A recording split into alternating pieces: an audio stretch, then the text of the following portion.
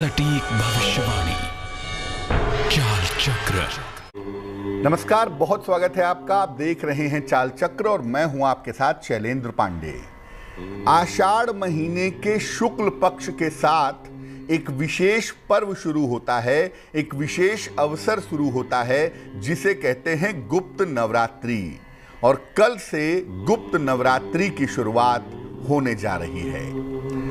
गुप्त नवरात्रि का मामला क्या होता है और गुप्त नवरात्रि में एक आम आदमी कैसे पूजा उपासना करेगा, आज इस विषय पर चर्चा करेंगे। चाल चक्र में आज क्या खास है, चलिए बताते हैं आपको।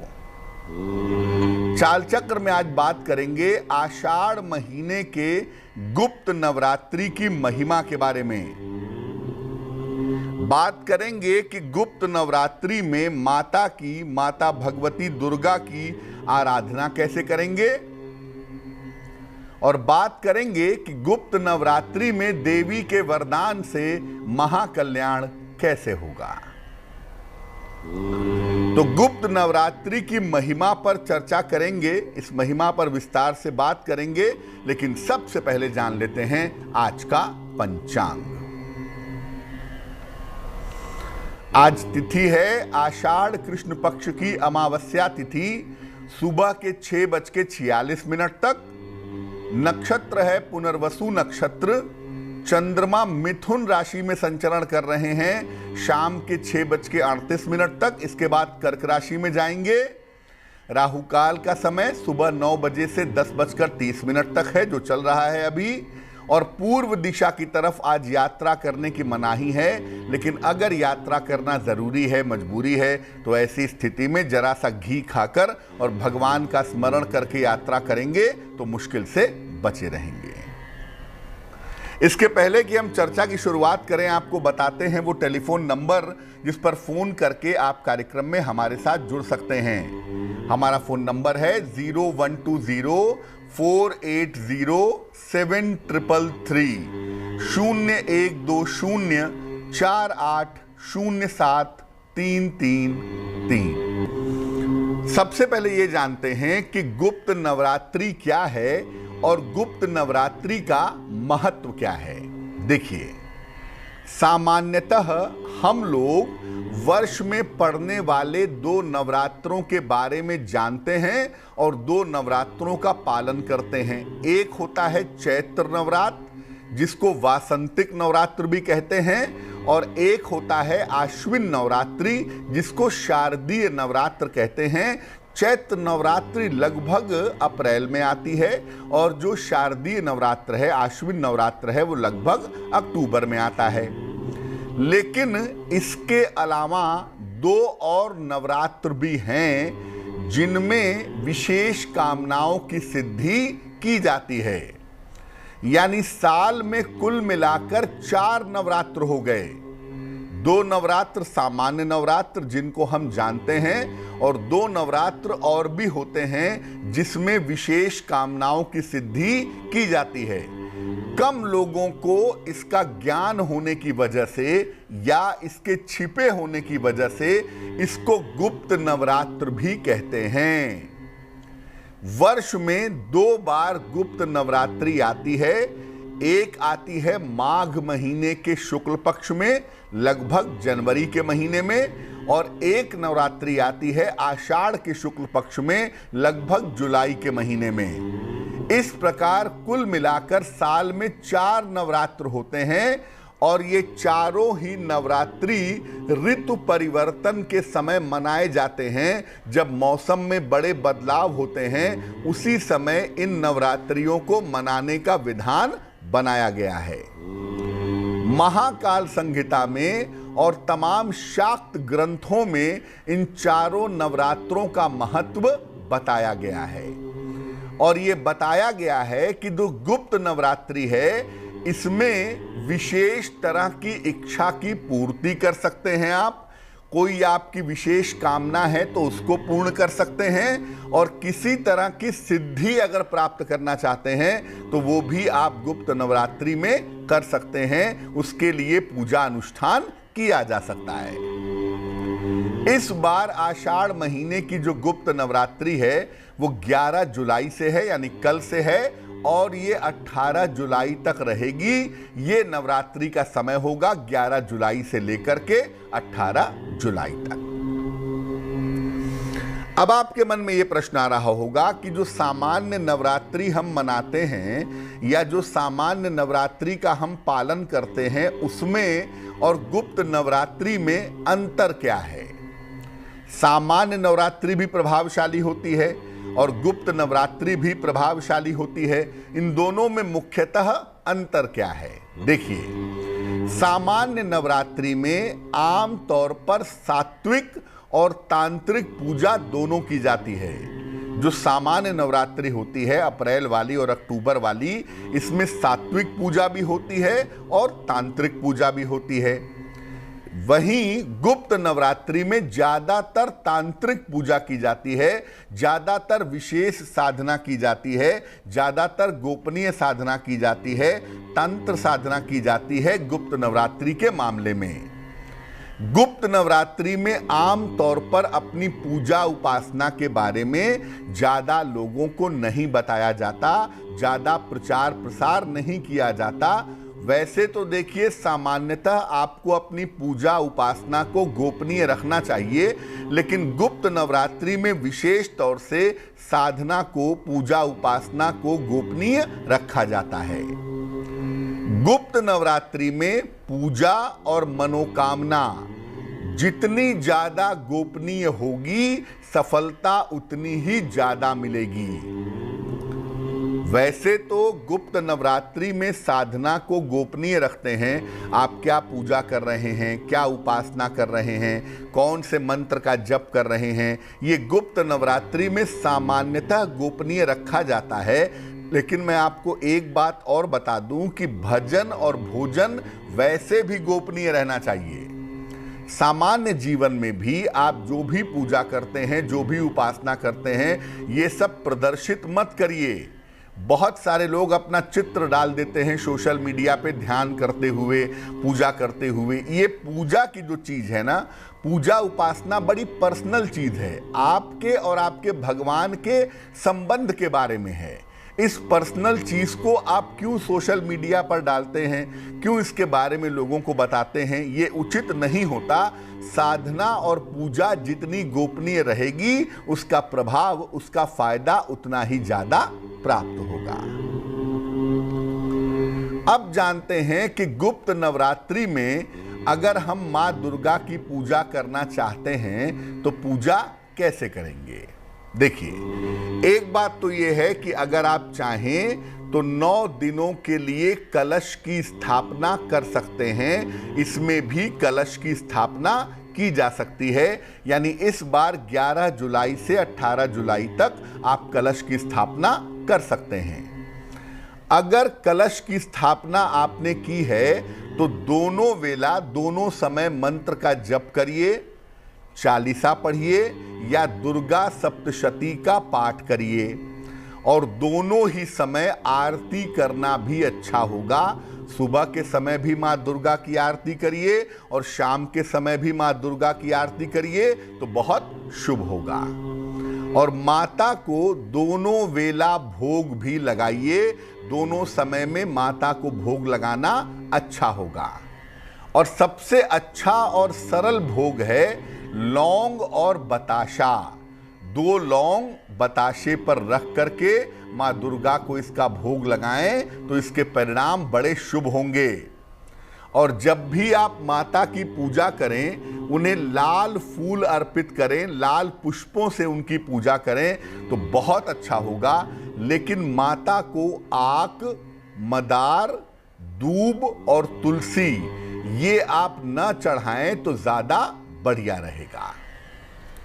अब गुप्त नवरात्रि का अगर पालन कर रहे हैं तो भी, और नहीं पालन कर रहे हैं तो भी, कम से कम इतना तो ध्यान रखिए कि पूरे 9 दिन तक अपना खान पान और आहार सात्विक रखें। आप क्या खाते पीते हैं, आपका आहार क्या है, इसको सात्विक रखिए, आपके लिए बहुत अच्छा होगा। गुप्त नवरात्रि में आपको मध्य रात्रि की पूजा करने पर ज्यादा ध्यान देना चाहिए। रात में 11 बजे से 1 बजे के बीच में अगर आप देवी का ध्यान करते हैं, देवी के लिए मंत्र जप करते हैं या देवी के लिए कोई अनुष्ठान करते हैं तो उसका प्रभाव ज़्यादा अच्छा होगा।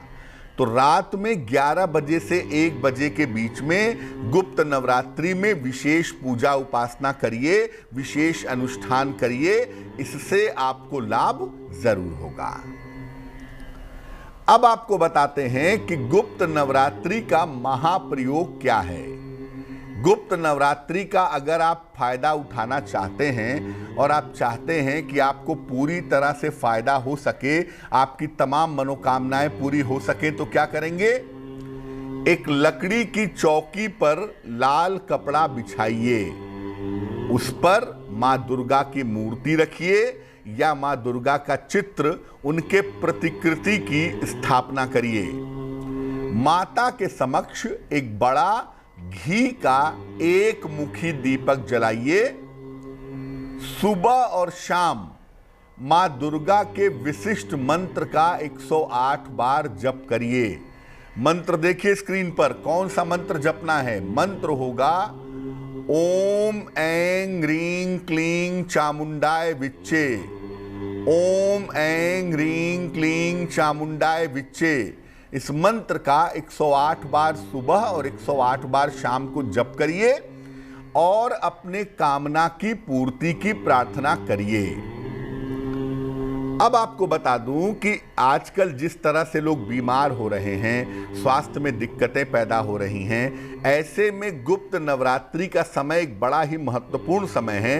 इसमें मां दुर्गा के सामने अगर दुर्गा कवच का पाठ किया जाए, इस समय अगर आप दुर्गा कवच का पाठ करें अपने लिए, अपने परिजनों के लिए, अपने लोगों के लिए, तो निश्चित रूप से आपकी रक्षा होगी। किसी भी तरह की बीमारी से बचने के लिए, किसी भी तरह की घटना दुर्घटना को टालने के लिए दुर्गा कवच का पाठ करना बहुत ही फायदेमंद होगा। तो एक तो आप दुर्गा जी के मंत्र का जप कर सकते हैं गुप्त नवरात्रि में, उनका ध्यान कर सकते हैं, लेकिन मैं अलग से कहूंगा कि इसके अलावा दुर्गा कवच का पाठ नवरात्रि में जरूर करिए। अगर आप दुर्गा कवच का पाठ करते हैं तो इससे हर तरह की समस्याओं से आप सुरक्षित बने रहेंगे। वक्त एक छोटे से ब्रेक का है, लेकिन ब्रेक पर जाने के पहले जान लेते हैं कि आज की जिज्ञासा क्या है। आज की जिज्ञासा है कि क्या गुप्त नवरात्रि में खान पान का परहेज करना जरूरी है? क्योंकि बहुत सारे लोग तो ऐसा कहेंगे कि ये महत्वपूर्ण नवरात्रि नहीं है, मैं इसको नहीं मनाता हूं तो मैं सब कुछ खा पी सकता हूं। क्या ऐसे नियम का पालन गुप्त नवरात्रि में भी होना चाहिए?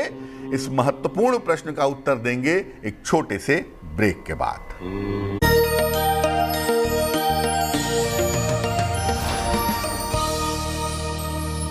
स्वागत है आपका ब्रेक के बाद। ब्रेक पर जाने के पहले हम आपके प्रश्नों के उत्तर दे रहे थे और आपको गुप्त नवरात्रि की महिमा के बारे में बता रहे थे। अब हम बात करेंगे आपके राशियों की, आपके प्रश्न का उत्तर भी देंगे, लेकिन उसके पहले स्वस्थ रहने के सरल उपाय निरोगी भव में। अगर एकदम से अचानक सर दर्द होने लगे आपको और आप परेशान हो जाएं, तो सेब का सिरका ले लें, थोड़ा सा, कम से कम 2-4 चम्मच, और 1 गिलास पानी में डाल करके इसको पी जाएं। तुरंत लाभ होना शुरू होगा। सर दर्द की, माइग्रेन की जो समस्या है उसमें सुधार होना आरंभ हो जाएगा। चलिए राशियों पर एक नजर डालते हैं। सबसे पहले मेष राशि। मेष राशि, आज आपका स्वास्थ्य अच्छा रहेगा। यात्रा के योग आपके लिए बने हुए हैं। कर्ज का लेन देन फिलहाल इस समय मत करिएगा। शुभ रंग मरून और भाग्य होगा 70%।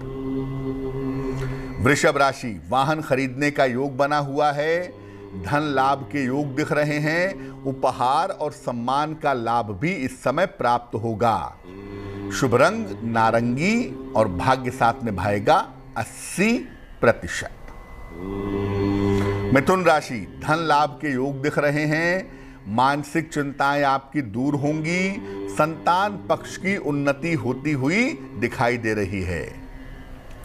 शुभ रंग होगा आपका गुलाबी और भाग्य होगा 90%। कर्क राशि, व्यर्थ की चिंता हो सकती है, करियर में लापरवाही न करें, पीपल के वृक्ष के नीचे सरसों के तेल का दीपक जलाएं। शुभ रंग नीला और भाग्य होगा 60%।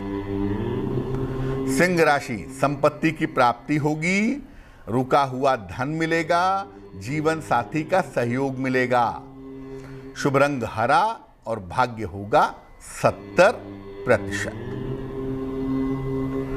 कन्या राशि, परिवार में मंगल कार्य के योग बन रहे हैं, स्थान परिवर्तन हो सकता है, संपत्ति लाभ के योग दिख रहे हैं। शुभ रंग सफेद और भाग्य होगा 80%। तुला राशि, नए अवसर आपको प्राप्त होंगे इस समय, धन का लाभ होता हुआ दिख रहा है, स्वास्थ्य में सुधार होगा। शुभ रंग सफेद और भाग्य होगा 75%। वृश्चिक राशि, वाणी पर नियंत्रण बनाए रखें, नया कारोबार इस समय शुरू ना करें, करियर में लापरवाही भी ना करें। शुभ रंग पीला और भाग्य होगा 60%। धनु राशि, संतान की उन्नति होगी, करियर में लाभ के योग बन रहे हैं, यात्रा के योग दिख रहे हैं। शुभ रंग धानी और भाग्य होगा 70%। मकर राशि, काम में व्यस्तता रहेगी, संतान पक्ष से सुख मिलेगा, सेहत का ध्यान बनाए रखें। शुभ रंग लाल और भाग्य होगा 65%। कुंभ राशि, करियर में सफलता मिलेगी, रुके हुए काम पूरे होंगे, जीवन साथी का सहयोग मिलेगा। शुभ रंग आसमानी और भाग्य होगा 75%। मीन राशि, प्रेम संबंधों में तनाव हो सकता है, करियर में विवादों से बचाव करें, पीपल के वृक्ष के नीचे सरसों के तेल का दीपक जलाएं। शुभ रंग गुलाबी और भाग्य होगा 60%। इस बीच एक दर्शक जुड़ रही हैं हमारे साथ, दिल्ली से शारदा हैं, उनसे बात करते हैं। बताइए शारदा जी। ये हमारी बेटी का नाम है सोनिया। आपकी बेटी का नाम सोनिया है, आपका नाम क्या है? मेरा नाम राजेंद्र कुमार है। राजेंद्र कुमार है। राजेंद्र जी बताइए। हाँ जी, ये हमारी बेटी है ना सोनिया, इसका 26 जुलाई 1994 का जन्म है। समय बताइए। ये 11:35। सुबह या शाम? सुबह। कहाँ जन्म हुआ है? दिल्ली में ही हुआ है। बताइए सोनिया के बारे में क्या जानना चाहते हैं? ये इसके एक तो शादी के बारे में जानना चाहते हैं, और सरकारी नौकरी इसकी लगेगी या नहीं लगेगी, लगेगी तो कब तक लगेगी। आपकी बिटिया की कुंडली कन्या लग्न की है और राशि बनती है कुंभ राशि, और इस कुंडली के हिसाब से अगर हम देखें तो आपकी बिटिया की जो दशा अभी चल रही है वो महादशा शनि की चल रही है, और अंतरदशा आपकी बेटी की मंगल की चल रही है। देखिए, आपकी बिटिया का जो विवाह है वो 2022 में होने की संभावना बन रही है। जून से लेकर दिसंबर के बीच का जो समय होगा 2022 का, उसमें आपकी बिटिया का विवाह निश्चित रूप से हो जाएगा। सरकारी नौकरी की संभावना कुंडली में ज़रूर बनती है, खासतौर से शिक्षा क्षेत्र में, रेलवे में, चिकित्सा के क्षेत्र में या फाइनेंस के क्षेत्र में गवर्नमेंट जॉब इनको मिल सकती है, और 2022 में इसकी संभावना अच्छी दिखाई दे रही है। जब भी बेटी की शादी करिएगा कुंडली मिला करके विवाह करिएगा, क्योंकि बृहस्पति बहुत ही गड़बड़ है इनका, और बृहस्पति गड़बड़ होने की वजह से वैवाहिक जीवन अच्छा नहीं दिख रहा है। आप ऐसा करिए, अपनी बेटी को एक रत्न बनवा के पहना दीजिए, उसको कहते हैं पन्ना। 6-7 रत्ती का पन्ना चांदी की अंगूठी में, दाहिने हाथ की सबसे छोटी उंगली में, बुधवार की शाम को पन्ना पहनाने से लाभ होगा। एक और दर्शक हमारे साथ जुड़ गए हैं, दिल्ली से दिव्यांश हैं, उनसे बात करते हैं। दिव्यांश बताइए। हाँ नमस्कार सर। जी नमस्कार। हाँ, इसकी डेट ऑफ बर्थ है 12 जुलाई 95। समय बताइए। 11:28। कहाँ जन्म हुआ है? जी दिल्ली में हुआ है जी। पूछिए क्या प्रश्न है। इसका कैरियर के बारे में, नौकरी के बारे में पता करना है। कौन है ये आपके पुत्र हैं? हाँ, पुत्र हैं जी। ये देखिए, जो कुंडली बनती है आपके पुत्र की हमारे पास, ये कुंडली बनती है कन्या लग्न की, और आपके पुत्र की राशि बनती है धनु राशि। महादशा इस समय मंगल की चल रही है और अंतरदशा इनकी बुध की चल रही है। सबसे पहले तो मैं यही कहूँगा कि आप अपने बेटे के स्वास्थ्य का इस समय ध्यान रखिए। किसी भी तरह की दुर्घटना से उन्हें बचाइए। स्वास्थ्य में दिक्कत हो सकती है, बेवजह की दुर्घटना की संभावना भी कुंडली में दिखाई दे रही है, पहली बात। दूसरी बात यह है कि इनको तैयारी करने को कहिए। ज़्यादातर ऐसे लोग टीचिंग जॉब में, शिक्षा क्षेत्र में या प्रशासनिक सेवा में जाते हैं, तो शिक्षा क्षेत्र में या प्रशासनिक सेवा में इनको बढ़िया करियर मिलेगा, ये संभावना कुंडली के हिसाब से बन रही है। इनका स्वास्थ्य बेहतर रहे, इनकी मुश्किलें कम हो जाएं, उसके लिए इनको एक पन्ना बनवा करके पहना दें। पन्ना लगभग 6 से 8 रत्ती का पन्ना, चांदी की अंगूठी में, दाहिने हाथ की सबसे छोटी उंगली में। बुधवार की शाम को इनको पन्ना पहना दें और इनको बोलें कि ये रोज शाम को 108 बार ओम शं शनैश्चराय नमः इस मंत्र का जप करें तो बहुत अच्छा रहेगा। इस बीच एक और दर्शक हमारे साथ जुड़ गई हैं, गाजियाबाद से ममता जी हैं, उनसे बात करते हैं। ममता जी बताइए। पंडित जी नमस्कार। जी नमस्कार।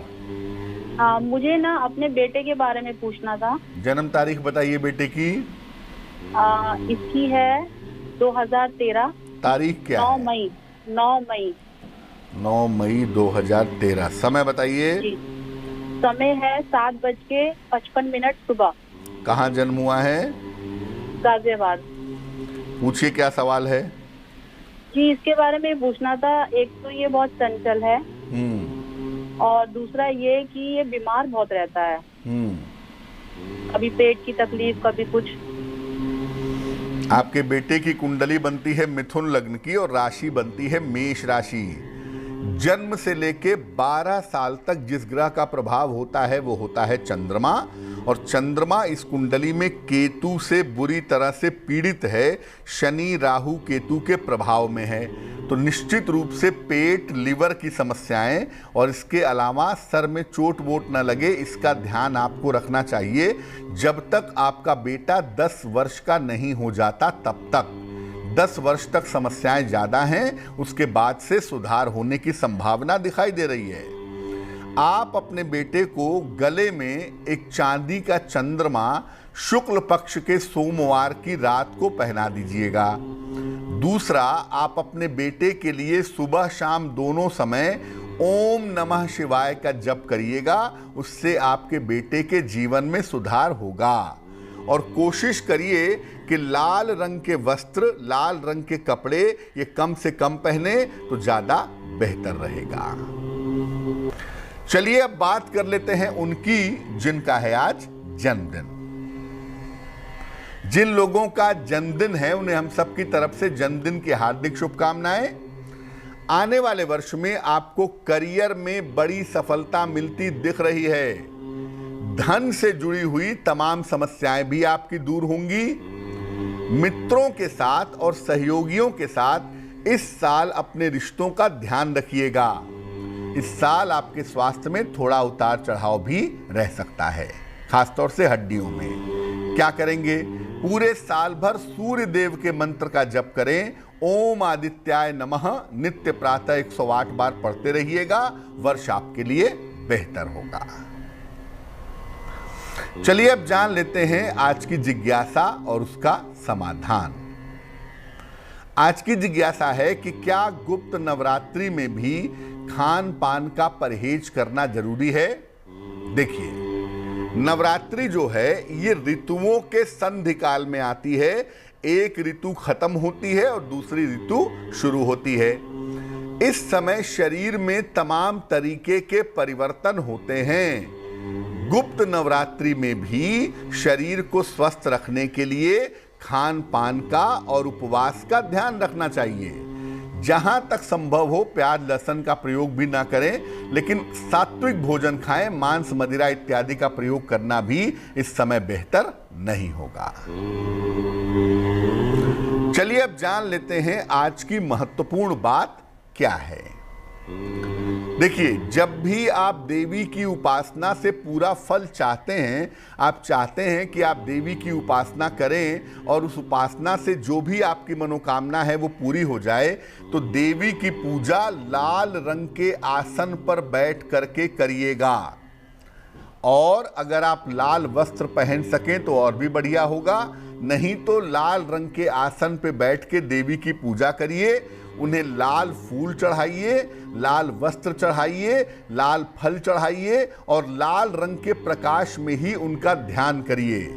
अगर आप ऐसा करते हैं तो देवी की पूजा ज़्यादा मजबूत होगी, ज़्यादा सुखदायी होगी और ज़्यादा शुभ परिणाम इसके आपको प्राप्त होंगे। चलिए अब जान लेते हैं शुभ पहर का महत्वपूर्ण समय क्या है। आज का शुभ पहर है शाम को 6 बजे से 7:30 के बीच में। इस समय में घर के मुख्य द्वार पर सरसों के तेल का दीपक जलाएं। इससे स्वास्थ्य की जो समस्याएं हैं वो काफी हद तक घटेंगी, काफी हद तक कम होंगी, लेकिन करेंगे शुभ पहर में ही, और वो समय होगा शाम को 6 बजे से 7:30 के बीच में। तो आज के लिए चाल चक्र में बस इतना ही। स्वस्थ रहिए, प्रसन्न रहिए, अपना बहुत ध्यान रखिए। मुझे दीजिए इजाजत। देश और दुनिया की तमाम खबरों के लिए देखते रहिए तेज। नमस्कार।